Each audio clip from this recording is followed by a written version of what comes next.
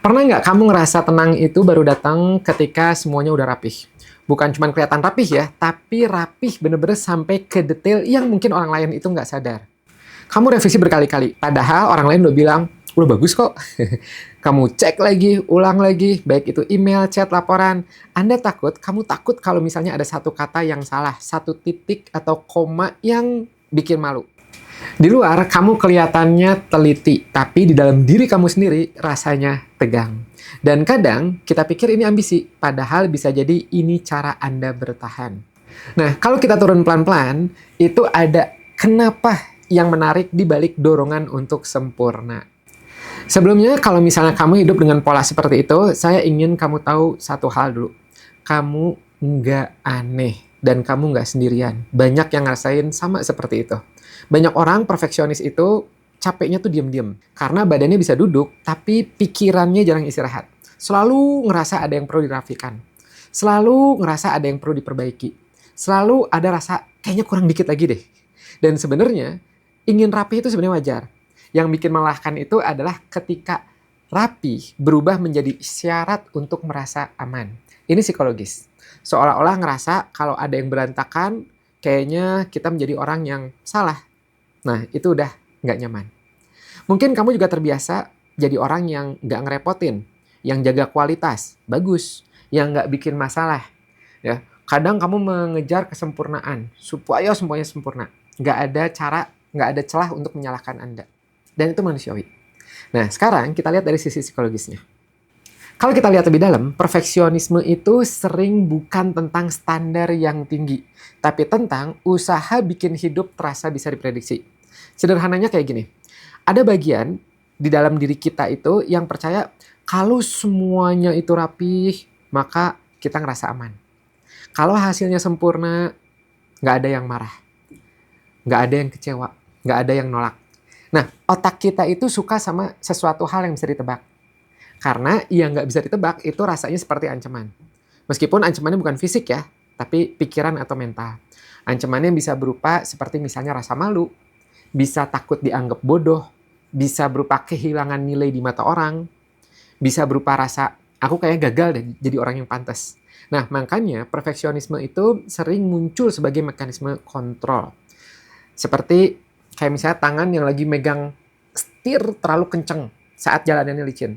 Bukan karena mau ngebutnya, tapi karena ketakutan, takut tergelincir. Dan menariknya, kontrol itu bisa sangat halus. Kita sendiri mungkin nggak nyadar. Misalnya, kamu susah ngedelegasiin. Karena di kepala kamu ada kalimat, kalau aku yang ngerjain, pasti beres deh. Atau misalnya kamu susah mulai. Karena kamu ngerasa, kayaknya harus yakin dulu 100%, baru mulai. Padahal yang namanya hidup jarang ngasih kepastian penuh. Betul nggak? Ada juga nih, di antara Anda mungkin yang ngerasa perlu ngecek ulang berlebihan. Bukan karena teliti semata ya, tapi karena otaknya itu lagi mencari rasa aman. Kalau aku cek lagi, mungkin aku bisa mencegah sesuatu yang buruk terjadi. Dan ketika kamu menemukan satu kesalahan kecil, kamu ngerasa lega. Tapi sebentar, abis itu tegangnya balik lagi. Nah, disinilah janji perfeksionisme bekerja. Dia seolah berkata, kalau kamu kontrol semua, nggak akan ada kejutan lagi. Aman semuanya, terkendali. Tapi masalahnya, yang namanya hidup itu punya kejutan. Dan harga yang dibayar juga pelan-pelan terasa. Energi Anda terkuras, hubungan bisa jadi kaku, ya karena kamunya sulit santai, kreativitasnya mati, karena kamu takut jelek, hidup terasa seperti proyek yang nggak pernah selesai. Dan yang lebih rumit, perfeksionisme itu menguatkan dirinya sendiri. Semakin kamu berhasil membuat semuanya sempurna, awas ini jebakan. Anda akan belajar, otak tuh akan belajar satu hal. Nah kan, kontrol berhasil menyelamatkan. Tapi lama-lama toleransi kita terhadap hal yang berantakan jadinya kecil. Sedikit aja nggak sesuai rencananya, wah badan langsung jadi tegang. Kan kesian. Dan perfeksionisme itu punya dua wajah. Ada yang terlihat rapi, cepat, produktif. Tapi ada juga yang justru menunda. Karena dia baru bergeraknya kalau merasa bisa menghasilkan yang sempurna. Kalau belum yakin, tubuh kerasa berat. Bukan males ya, tapi takut. Nah, di titik ini saya ingin nanya pelan-pelan pada diri Anda. Kalau misalnya Anda merasakan perfeksionisme, Sebenarnya apa yang Anda kejar? Kamu sedang mengejar kualitas atau sebenarnya kamu sedang menghindari rasa tidak aman? Karena seringkali orang itu mengejar itu bukan hasilnya, tapi sensasi rasa amannya. Aku aman. Dan mungkin di bawah dorongan untuk sempurna ada ketakutan yang lebih dalam.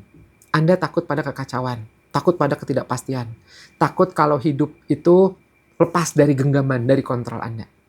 Nah, kalau selama ini perfeksionisme pernah menolong kamu bertahan, kita nggak perlu memusuhinya.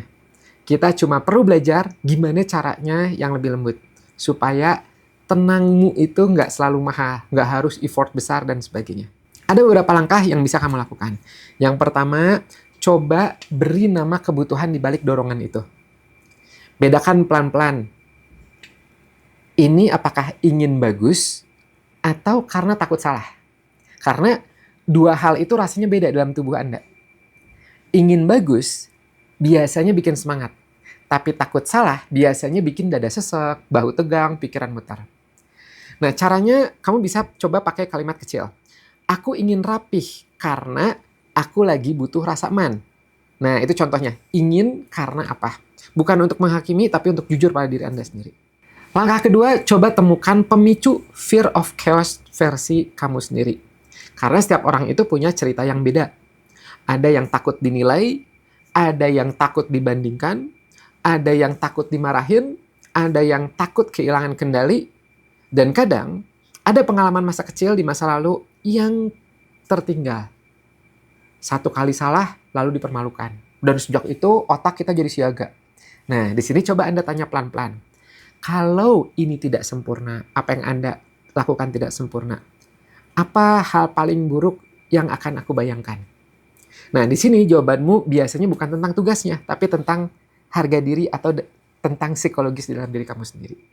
Langkah ketiga, coba latihan cukup yang terukur. Bukan pasrah ya, bukan asal seadanya. Tapi coba Anda beri batas yang sehat. Misalnya, cukup 80% selesai berarti udah done. Cukup 1 kali revisi. Cukup 1 kali cek ulang sebelum kirim. Yang penting, kamu bikin definisi selesainya itu kayak gimana sebelum mulai. Bukan setelah lelah baru, kayaknya saya harus selesai. Bukan, tapi sebelumnya.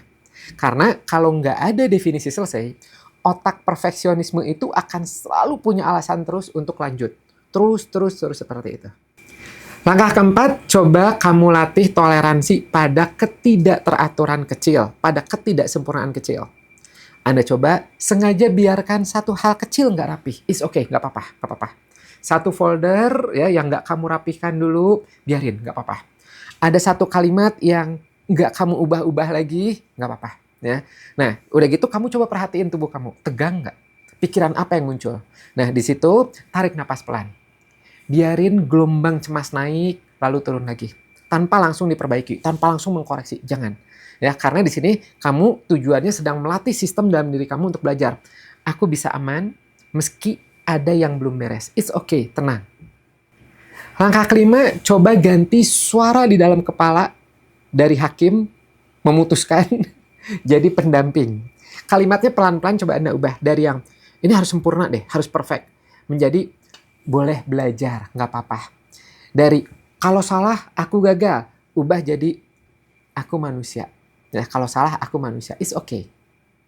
Dan kamu bisa pegang satu kalimat jangkar, anchoring namanya. Aku tetap berharga kok, meskipun ada yang kurang. Namanya juga manusia.